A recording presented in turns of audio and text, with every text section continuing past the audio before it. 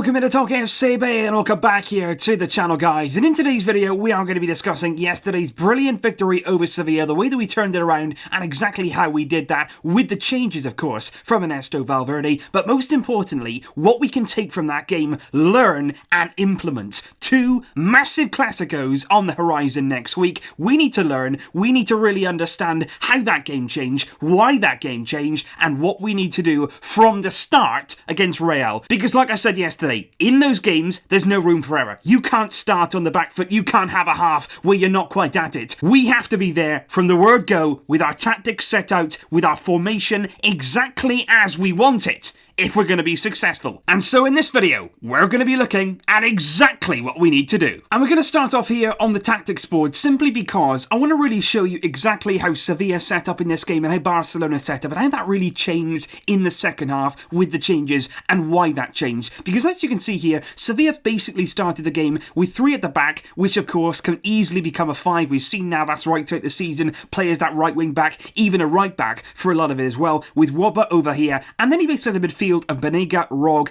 Promes, Sarabia, and then Ben Yedder up front. And what that was from Sevilla, it was a very, very clever formation from Pablo Machín, which matched up really well against the lineup of Valverde, and that's why I don't understand why Valverde started like this, because quite frankly, against a back five, it's all about width. It's all about matching up these players and basically getting the better of your counterpart. And the lineup that Valverde put out really was lacking in natural width, and especially players who can hold that width. You look here at Felipe Coutinho on the left hand side opposed to Ousmane Dembélé. Coutinho is going to want to come inside, isn't he? He's a player who's not a natural winger. He's playing there almost out of position. That's why I don't solely lie the blame at his door. I'm not saying that Coutinho is not a good player, but potentially in this position, is it really going to work out? He wants to come inside, and for that reason it's pretty simple here. Mercado will keep central, and it's quite easy there to contain Coutinho with the midfield dropping in. Exactly the same with Lionel Messi. He's not going to stay out wide on the right. He's not going to really hold his width out here. He's going to want to come in, get involved in the action. He's going to drop in here as well. And likewise then, it's very easy. Gomez, Mercado, Kier, very, very narrow, very compact. Get the midfield to help out and really pack the middle. And to add to that then, you then leave yourself wide open when you're looking at the full-backs here. Because I tell you what now, Alba and Semedo in that first half and throughout the game for Jordi Alba really struggled to get in the game, simply because Navas going this way was giving a lot of problems, and also covering well here, really stopping him, and exactly the same out here with Semedo. Now a lot of people will say in the second half with Sergio Roberto we were so much better, but what you have to factor in there is Semedo and Roberto, as we're going to see in a moment, they played two completely different games. Semedo was playing here with nobody really ahead of him. He had to marshal this entire side with Wobber, the wing backs. They had Promise out here as well. They had to do that all on his own because Messi of course is going to come inside. The same here for Coutinho and Jordi Alba, and against a back five I really don't understand why we set up like that, simply because when these players come forward, usually then in the back five, you're relying on players to really exploit these gaps. In midfield there, that is not the midfield to do that. Vidal here is not going to be looking there. Rakitic there did it once, but he's not really the player known for that. In that midfield, you needed somebody more creative. You needed somebody like Carlos Aleñá, as we're going to see later on. And I just don't think we caused Sevilla enough problem in these kind of areas, which basically made them really comfortable. In that first half, they were happy to come forward, they were happy to really gain on us, and what we had then was Jordi Alba up against Navas, Semedo up against Wobber there, 1 versus 1, and then unlike us, Sevilla had players who could get in those gaps. You saw Sarabia really exposing us, getting into all this space here. You saw Quincy Promes getting in behind Semedo and really causing us problems. Sevilla had the players to do that, to be destructive, and certainly in that first half, it was a mess from Barcelona, one that we quickly had to sort out. And yes, credit where it is due, Ernesto Valverde at halftime said, look, this is not working, this is absolutely not going to happen, we're going to have to change things around. And he was brave, and he was bold, and he did the right thing, and certainly we were a hell of a lot better. What he has to do now though is say, look, what I did in that second half, it really worked, can I do that from the start?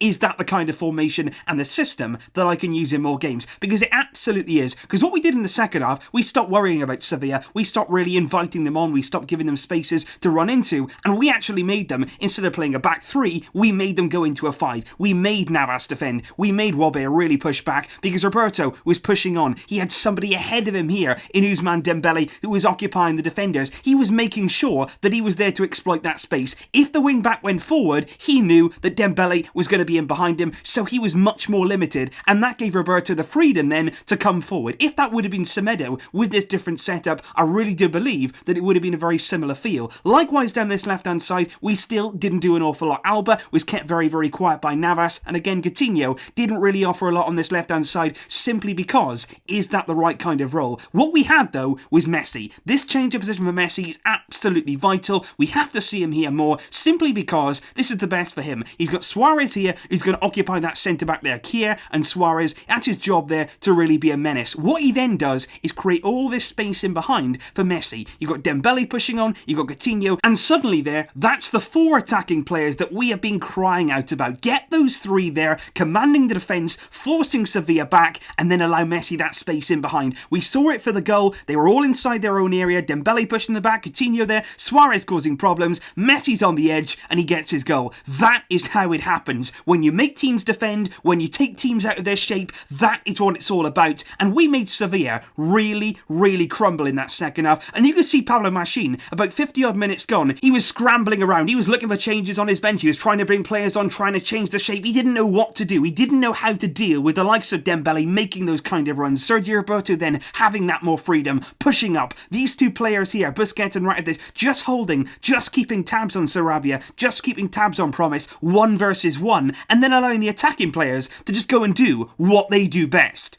And then about 10 minutes or so before the end of the game, with the score tied at 2-2, on came Carlos Aleñá in place of Felipe Coutinho, and he basically operated in a midfield role, but he was also drifting out to this left-hand side, and that's the kind of position that I wonder whether Coutinho could adapt to. But at the same time, what I would say is this: is Aleñá a better player all-round than Felipe Coutinho? Probably not, no he isn't. Also, is Carlos Aleñá even as good of a player as Arturo Vidal in terms of all-round characteristics? You look at his experience, you look at the vast clubs that he's played for, you would say probably not. Does Carlos Aleñá understand Barcelona more than both of those players put together? Yes, he does. He gets it. It's as simple as that. He may not be yet a world-class player, but he understands. He just moves the ball quickly. He knows where to be. He takes up the right spaces. He makes the right passes. All that you can say is that he gets it. He understands the Barcelona style of play, and when you've got that, that is all you need in that midfield. He really made a difference yesterday. He came on, he was running in behind, he was linking up with Messi, he was really looking positive, and I cannot stress enough, when you move the ball quickly, when you show positivity, like Aleñá did, like Dembélé did, like Roberto came on and gave an influence down that right hand side, when you move the ball quickly from defence into midfield, then you work it into attack, and you're moving the ball nice and quick, you're not taking 4, 5, 6 touches, then moving it on and sideways and back, you're looking forward, you're making those positive runs, because when you've got that ball in midfield, and you're happy here, just to take some time, you're taking a lot of touches in possession, you're sort of wandering around with it, and you're playing it back, and you're going side to side. What you're allowing the opposition to do is just get exactly as they set it up on the training ground. They'll get back into their spaces, they'll all know their job, and they'll just get nice and organised. They'll really take up their spot, and it's just allowing your team to get into shape,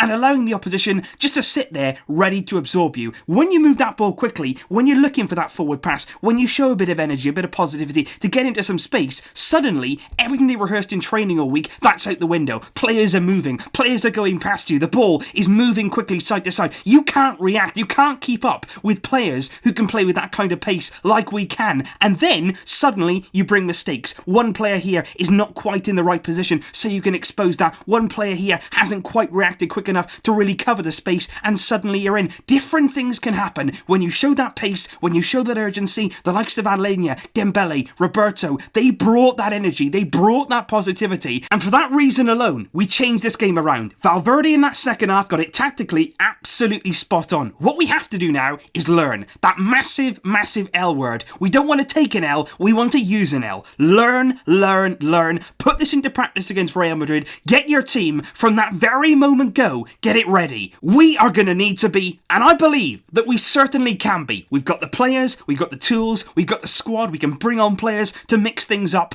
We can do this. Make no mistake about it. And of course, guys, I barely need to tell you, but there will be more Classico videos on the horizon very, very soon indeed. Enjoy the rest of your Sunday. I hope that you enjoyed this video. Just some things there that I wanted to bring you that came to my attention and that I had to share them with you guys. I will see you soon indeed. Leave your thoughts in the comments down below. And until next time, as always, Visca el Barça!